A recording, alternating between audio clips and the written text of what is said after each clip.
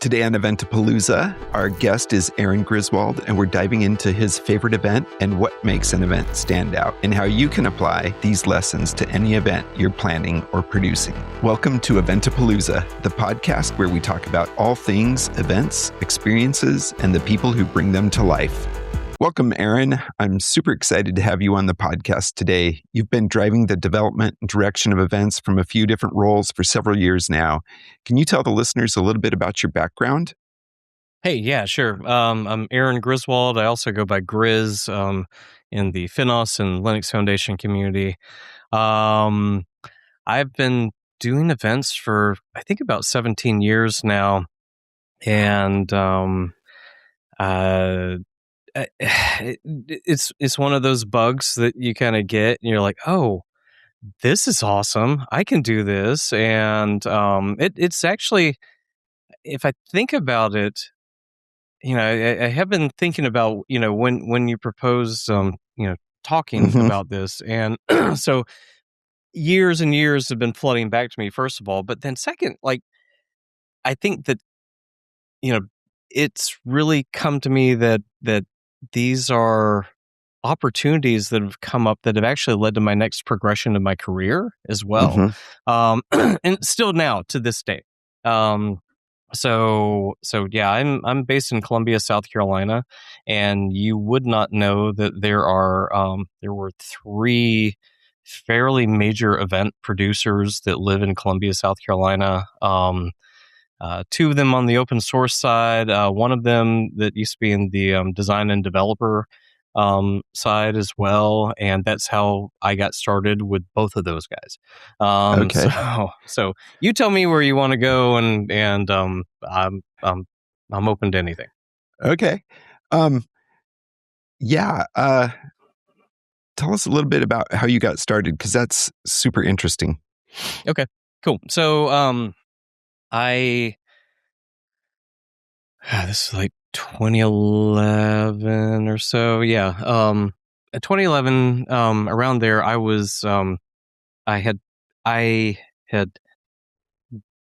gotten out of the army, owned restaurants, Wow. been a consultant, kind of did my own thing and was kind of, going from place to place, really. I've done every single job there actually is, just for the record. And so it's perfect sets me up. Right. But yeah. But I had, somehow I got this client to build a website, and I'd run an internet service provider, when I was getting out of college. So, and I learned how to, hand code a website back when HTML4 was a thing back in 1997. So I thought I could do this. I could not do this. So I met a guy that runs a web developing place and still does to this day. He's been doing it for 30 years, and one of my best friends, Gene Crawford.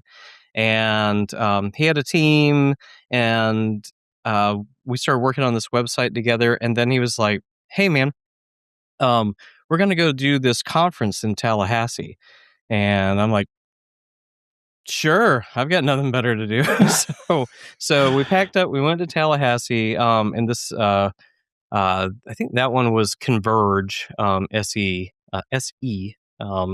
and Southeast. And so we were doing a, design developer conference down there. And, as I was sitting there, I was helping in the background with everything. And then it's like, wow, this is cool. You've got the kind of pomp and circumstance of, a play or a musical, which I have an acting background from the age of 4 until 15.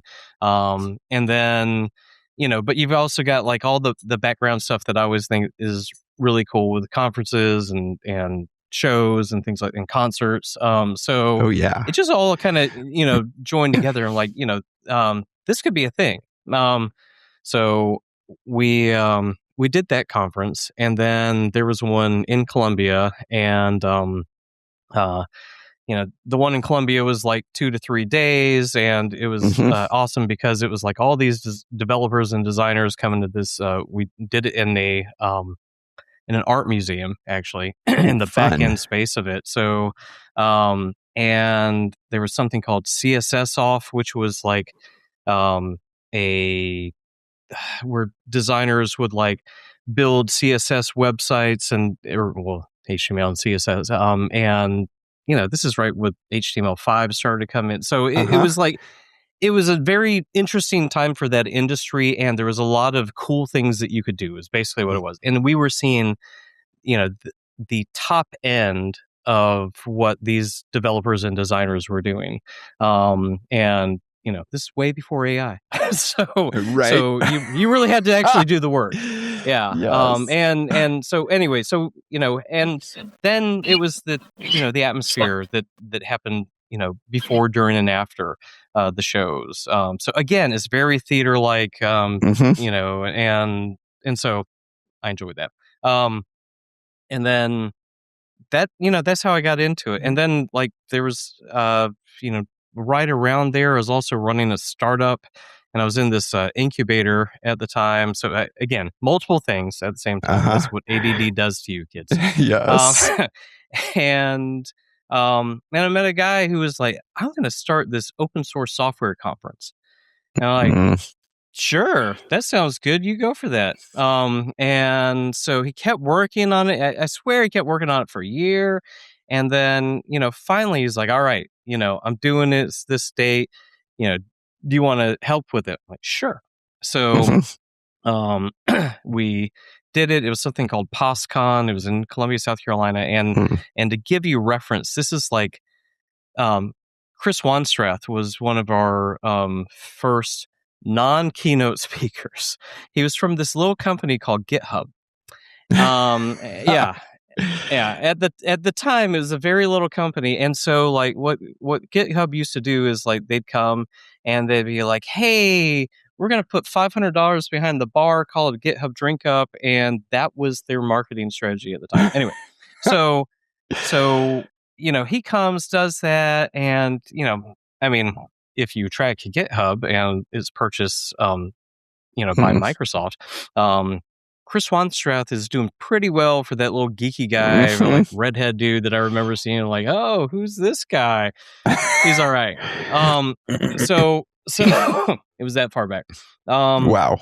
Yeah, and so like we were doing that, and then we ended up moving to Raleigh to do something called All Things Open, which we started with 750 people. I think it's now up to like 5,000, and it was right next to Red Hat headquarters. So, there's a big draw there, huge tech community in Raleigh, Durham area. And Todd Lewis, is my buddy there that I worked on that with, and, killing it, doing a great job, has wonderful conferences. And, so I was lucky to work with like, two really great teams and two really great people in the conference space that both had their own ways of doing it, totally different. But they, but they killed it. And so, so Todd and I kept working on this, and then this guy named John O'Bacon, who is like friends with everybody, the Linux Foundation. Actually, I think his wife actually worked for GitHub at some point too. But Jono and I, are friends. Jono and Todd were friends, and he was running this conference called Community Leadership Summit. And so he was consulting for this small startup software foundation in the financial services space called the Symphony Software Foundation. And he came to us and he's like, hey, these people, they want to start a conference. They want to do it in New York. And, they want 300 people to start out. And we're like, sure, that sounds easy. So it was 2017. It was not as easy as you might think. And, but we got 330 people. At BNY Mellon, like somewhere in BNY Mellon in one of their main buildings, we did a conference, and it was also while like lunch was going on, and so it was a weird thing. But we, Todd and I used our our links to the rest of the open source world to bring these people into the banking community that, like it was a totally new, I'm not going to say. That would have been like the yeah. frontier at that point. Yeah. I mean, like, there was a developer at Goldman Sachs that had just maybe like 2 or 3 years before that been arrested, put in jail for leaking code from Goldman. Yes, it's a totally different place now, folks. But a little too open. yeah, a little too open for the time, and now now all the banks are doing it. But so that's how we started there. We did New York one year, we did London the next, and then that's 2018, 2019. We went back to New York, and one of the best places we've ever done it was New World Stages. It's Off-Broadway in Hell's Kitchen, and I think at the time, Jersey Boys was being done there. They had like 6 theaters, I think. Jersey Boys, and then I'm gonna get it wrong, but it was like some like hair band musical. I'm not gonna get it right, but I mean it's like Journey songs and everything. And, anyway, so we did it there, and I created this Playbill for FINOS, and it was the open source. What was the open source strategy forum at the time, which had nothing to do with finance. So I eventually rebranded it to the open source in finance forum. Anyway, so we did it there, and we're doing it on stage with the the stages weren't all the way covered. So you still got to see a lot of, like the set and everything. Right. And the best part is the hairband one. Like they actually had to like put drapes and things over where all of the, let's see, I'm not at work right now. So where all the bras and panties were hung on the, set or whatever. Like, it was basically the Roxy in the 80s. Anyway. So it was just awesome. And, like, again, I got to kind of combine my love of theater, my love of concerts, my love of conferences. And 2020 was a weird one. We did it virtually, but, ever since then, and then I took it over full time as head of marketing in 2021, I guess, and have been running this set of conferences for now FINOS, who is part of the Linux Foundation. We until this past year, we were doing 2-year, one in London, one in New York, and then you were just with me a couple of weeks ago in Toronto, and where we did our first time there, and everybody seemed to have a good time. So yes. I can I tell you, stop talking because I think I've gone on one breath so far. I don't know about what your bar is for conferences, but I've had one bar my entire career, and hope this continues to stick. I look at conferences as long as nobody died. Everything else is gravy, and and even with all the complaints that you're going to get as an event organizer, it doesn't matter, like it's not a life or death situation. So anyway, that's what I've been doing for 17 years. That's amazing. That is wow. That's impressive. Yeah. Thanks. Yeah. So great segue into, do you have a favorite event? Like if you think back, I mean, does one stand out or? Yeah, I mean, I told you about Converge that was in the art museum, and that was a spectacle, and it was beautiful. Yes. And then the ones that we run now, they're a little more corporate, obviously. It's gotten looser as we've gone, but and All Things Open was great because it was fledgling and trying to figure things out and understand your community. But I'll actually say that one of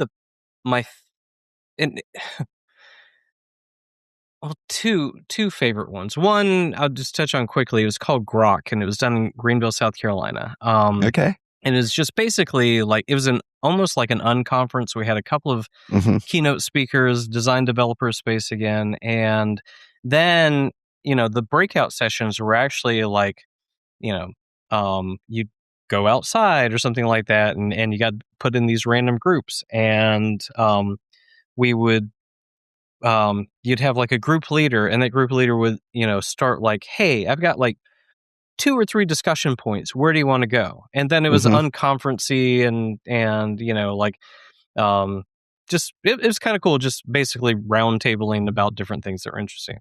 That was fun and interesting and cathartic sometimes, but I think my favorite one was one that we did that when I was working for the design developer, and we had a company called Unmatched Style. We bought this conference called Breaking Development, and the organizers had done it, I think, in Nashville for a couple of years, and so I got to go to Nashville for the first time, and that was freaking awesome because I'd never been, and got to go to. We were probably about 3 blocks away from Jack White's studio in Nashville before he built that there, and then White Stripes got popular and everything, and so it was a little museum at the time. So anyway, it was just cool. There was concert happening in the middle of the city while we were there. So, and the conference was great, but it was all of our same friends. But then later on that year, we kind of did a road show, and this is why I really enjoyed this one. We were in Orlando, I think first, and then Jacksonville, Florida.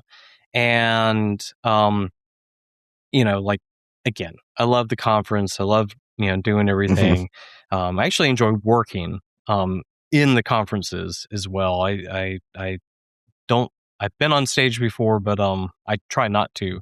But the best thing was traveling from Orlando to Jacksonville with all of our keynote speakers, because we just got in a van, and and road trip. It was a road trip with the keynotes. One dude had his mandolin. He was he was Irish. Yeah, and like it was, I don't remember how long it is, but like 3-4 hours of just like hanging out, and then going and getting barbecue, and then like playing. I mean the discussions that we had, and some of them were around design and development, but then some were just around life. And I've never done a road show like that since. Kind of wish that I could get it going again, get the band back together, but but it was truly like people that we enjoyed hanging out with anyway, and like our keynote speakers were people that like we liked, so highly curated, and just like again just talking for 3 hours, and then and then we did a thing, but it really was like conferences. I don't know if you've heard this, but you've been in a lot of conferences, but like the biggest thing about conferences are usually the hallway trek. It has nothing to do with the keynotes, has nothing to do with the breakout sessions. It's all about the people that you meet and talk to in between all of those things. And when you can extend your hallway track, and have those interesting conversations, sometimes business gets done, but sometimes it's just like, again, enjoying life and each other. And, like my friend Gene and I, who started all this for me, like he has a podcast, and it's, like warrior mindset type stuff. And we get together and just, now 2 oldish dudes, talking about, what we think and how we grow and things like that. But so the awesome thing is, like, he and I have kept that piece of it together, and now we found a new forum, and it's just people listening to us have a conversation. Anyway, as you can tell, I like to talk.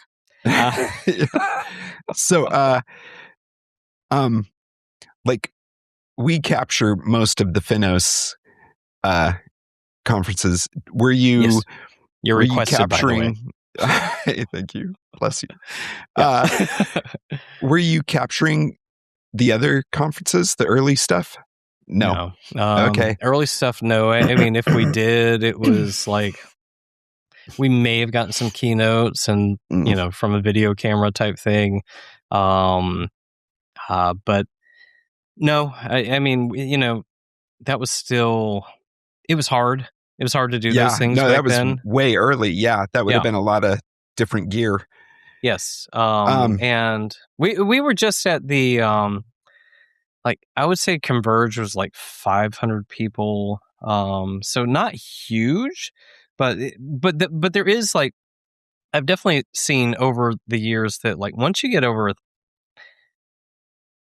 as a conference scales, like when you have your first 30 people in the room, and I've been there before, like that's cool, it's intimate and everything. Then you get up to like 100 to 250 people, and honestly, that's one of the perfect sizes right there, because everybody gets a chance to talk to each other. People learn, and that's why we purposely kept Toronto around 250 people.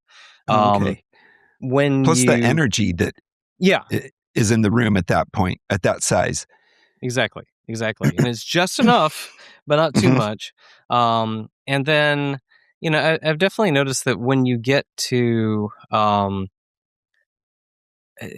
800 to 1,000 people, like all of a sudden it's become, it's no longer intimate.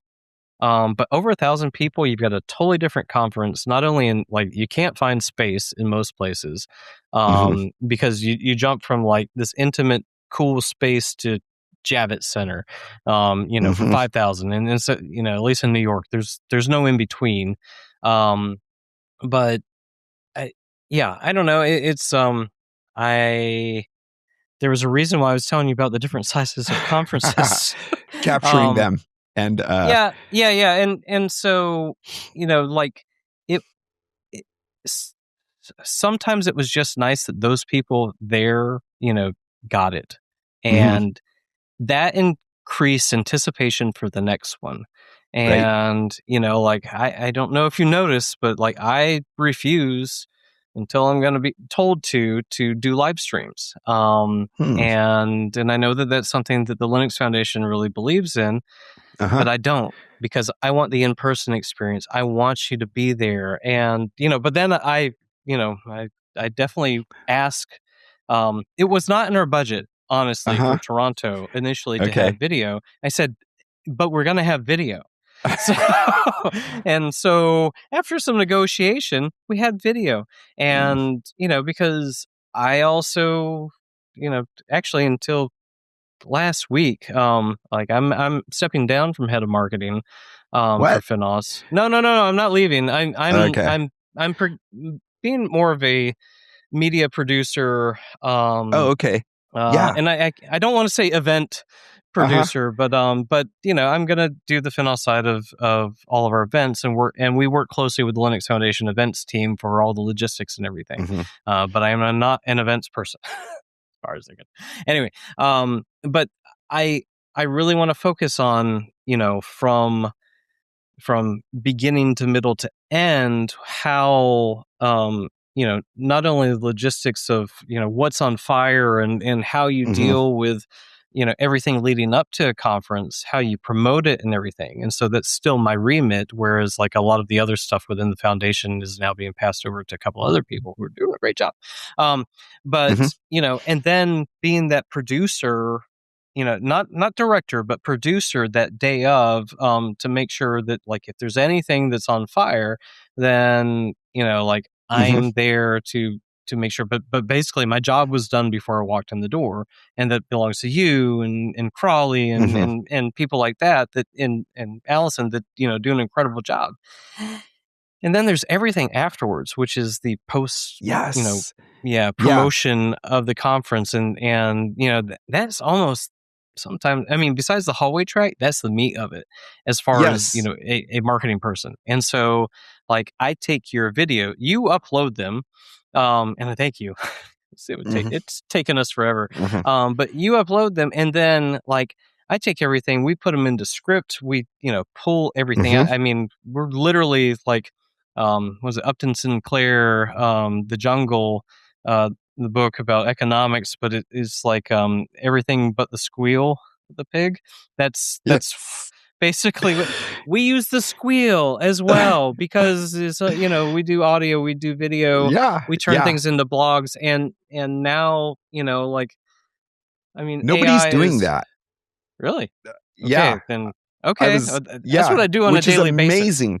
basis. Okay. What you guys do with the content after the fact is amazing, and I wanted to hear more about that, because I've often thought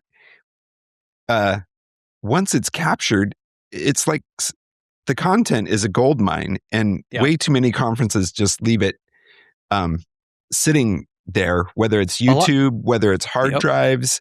Oh God, yeah. Yeah, right? Yes. Yeah, I had hard drives of conference stuff from 2017 that I luckily got onto YouTube. But yeah, I mean, okay. I'm going to kind of rewind. We just had a Linux Foundation all hands last week, and what was awesome about it is that Jim Zemlin, who's the executive director, he started. I don't know if this is public yet, and I don't care. Jim, come find me. But I think it's awesome. I think this is awesome.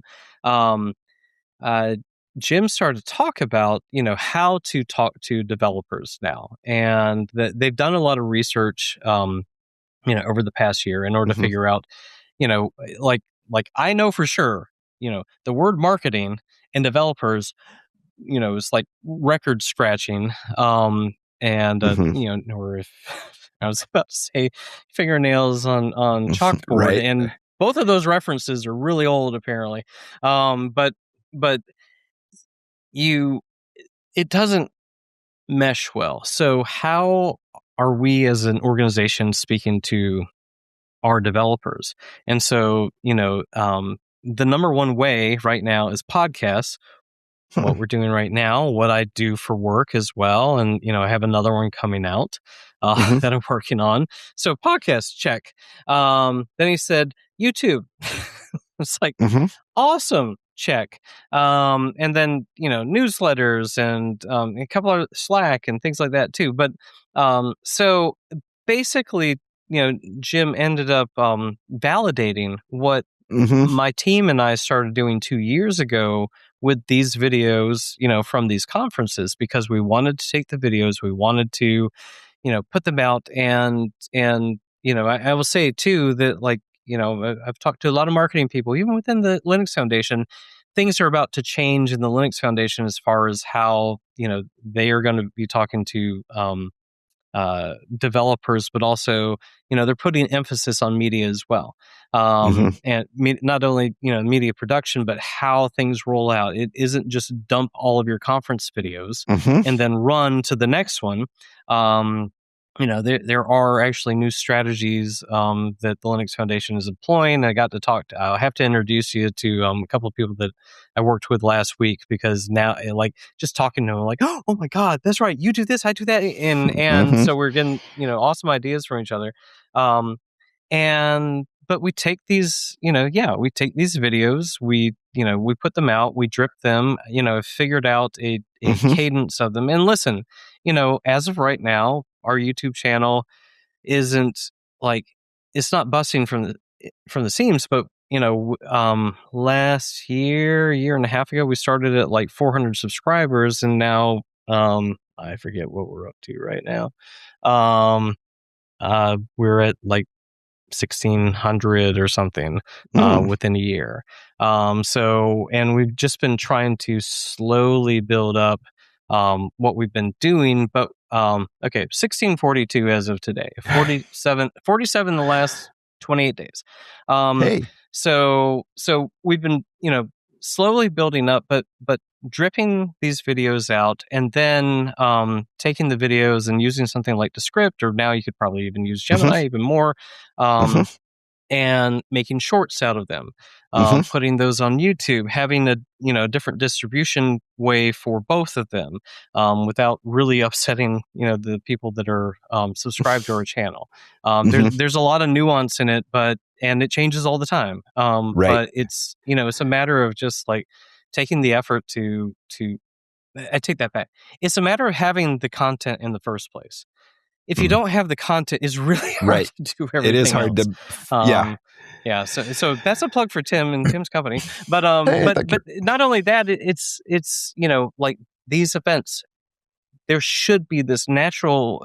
I talk in story arcs. Mhm. Especially when I'm talking to sponsors and things like that. But like there's a story arc to when you choose a speaker, you promote them. Mhm.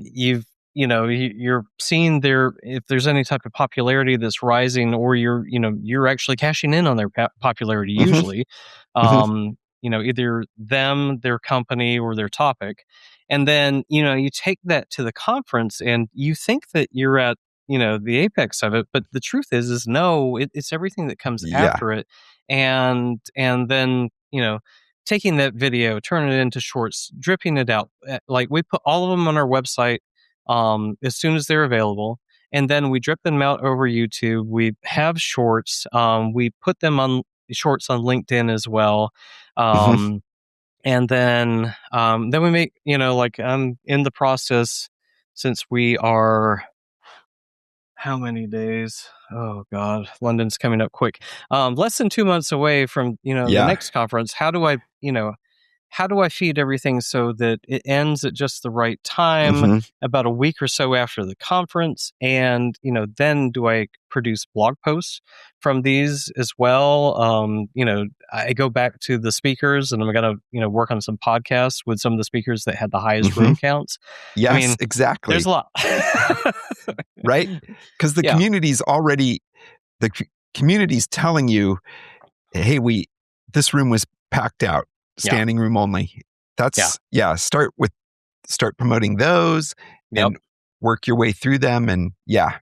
Yeah. And like I had a speaker from Toronto that he was kind of upset they only got 15 minutes. And then when I looked at his room count, I was like, I am sorry. You're like, but that 15-minute talk should be the Hey. lead off Mhm. point for everything else. And so, like he's coming to London and you have a 30-minute spot. Mhm. And I'm in the meantime, I'm probably going to, like got a couple of podcasts to do, but he'll probably be one of them either beforehand to promote Mhm. his talk, or afterwards to really like deep dive into everything they're doing. And not that I understand, like Right. you and I could probably go for conferences and even video. Like I've done video production too, for a long time. But like I love my geeks and nerds. I don't Mhm. understand half the things that come out of their mouth, but I do know how to promote them and I do know how to put them in a position of authority within their field so that, it raises their profile and it raises ours at the same time. Yeah, absolutely, and it creates a flywheel that Yes. just yeah, like you were saying, you're gonna feed that content right in right into London and Hmm. slightly past it, at which point London's content will be available, and Yep. yeah, exactly. Yeah. And I was going to see, all right. Toronto, videos in the Notebook LM, wrap up article, emails to attendees, speaker podcasts, videos, in the HubSpot, get the script going. I mean, like, here's my playbook. Uh, Mhm. this is, and then, like we have a conference actually next week in New York that, um, we can't record them. Mm. So we're actually going to have the speakers, they're going to record their, Oh, yeah, super smart. yeah, afterwards. And then, again, like, in Paris with the same conference, we couldn't record them. But what we did is like we set up Zoom Mhm. and uh, we had these speakers patch in. So the Zoom is like I think I've got a static picture of them. And then I've got their slides and their audio. And so, but from that, you can still do a lot, even if you're only getting the audio. So there are so many ways to do this. Even,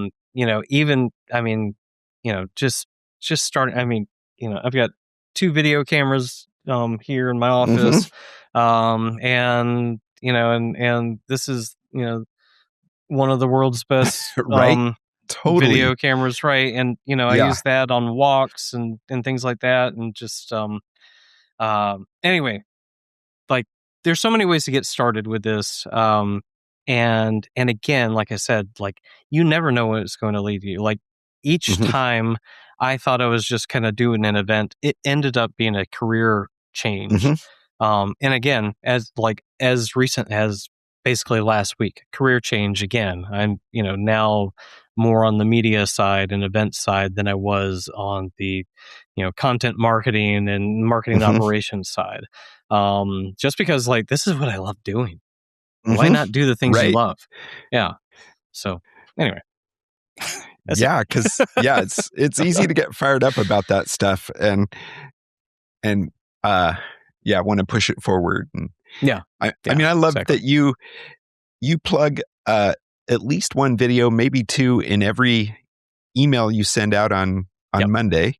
That is brilliant. I mean, it's the little things like that. That was not my idea. I look at best practices all the time. I use AI to find best practices as well.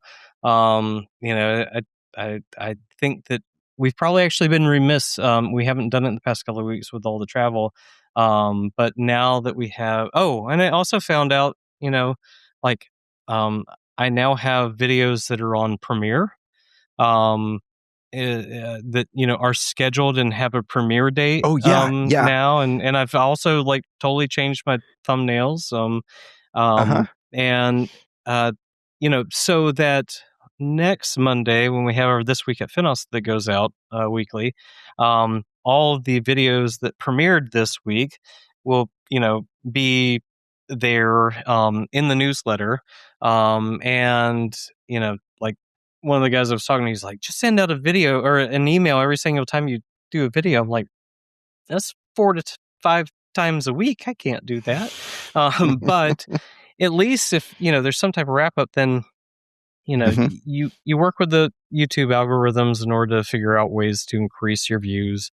And, I'm already seeing they're slight right now, but I'm already seeing an uptick in some of the videos that we released this week by I hope by making the premieres, I hope by scheduling them, and I hope by changing, just giving them some love. Yeah, exactly. And you can only do that if you take the time to do it. So anyway. Hey, so you guys have an internal website where that's not quite the right question, but are you hosting the videos in a website other than YouTube? Okay. We use HubSpot for our website. It's our CRM, and it's also our content management system. And we have I developed a video module sometime last year that I can actually have all my videos on one page. And so, yes, whenever we have a conference, and so that was like, I don't know, that was 40 something videos, I think, from this one, and London's going to be closer to 90, and then New York will be, I don't know, a lot. That still not KubeCon 500 or whatever, but it's,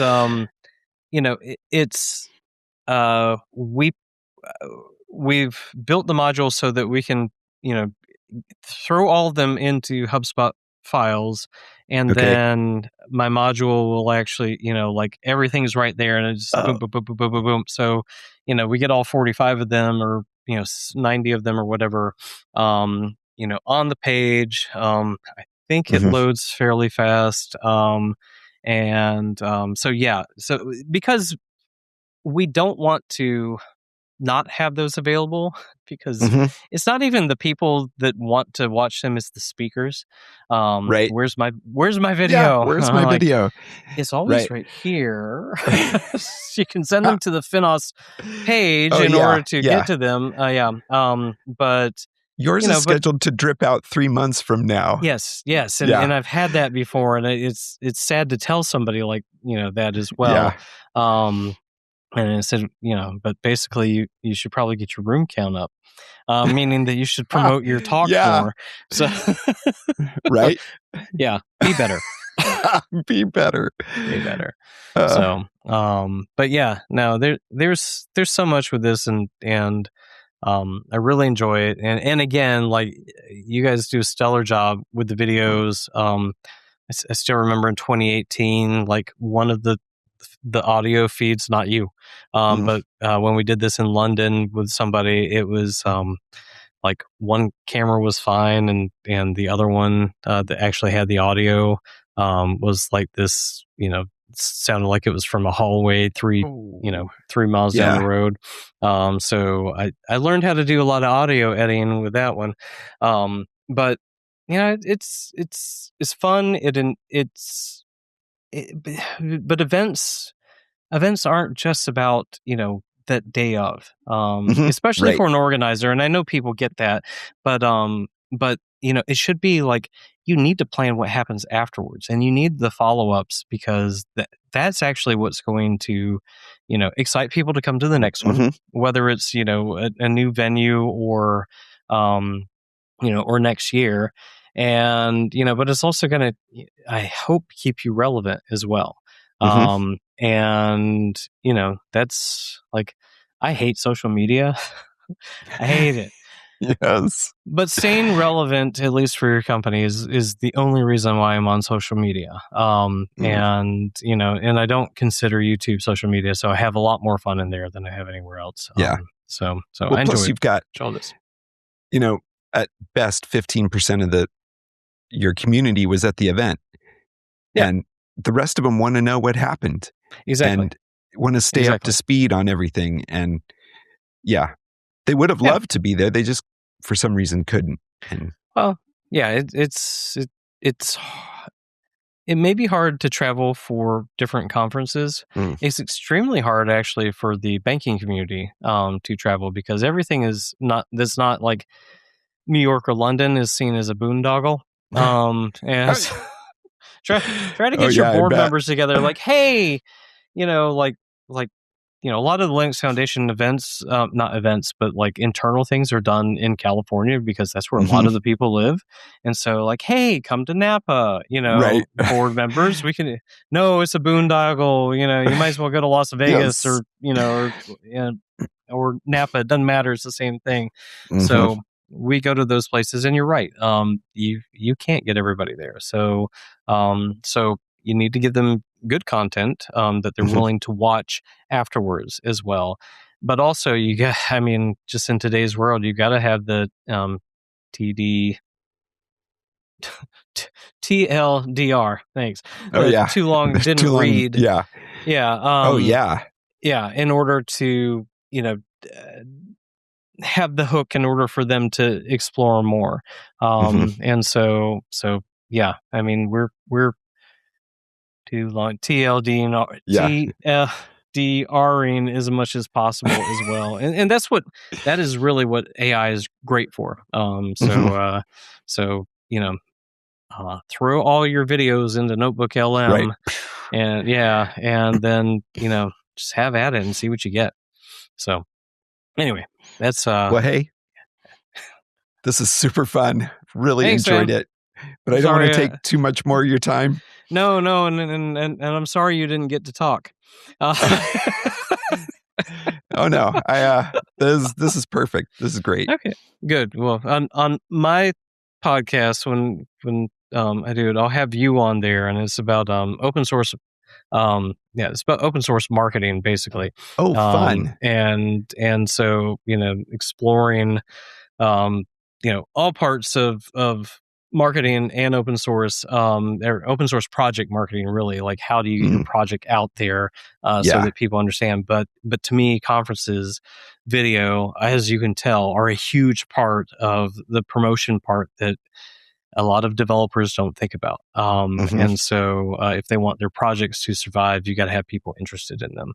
And so again, that's what the conferences ultimately should be for, is to elevate the profiles of the projects, but also of the developers and the maintainers that are involved with them. So on my podcast, I'll let you talk and tell me how you do things. Yeah. That would be killer. Cool. Sweet. Cool. Well, hey, thank you. You're welcome. And I'll let you go. Okay. Sounds good.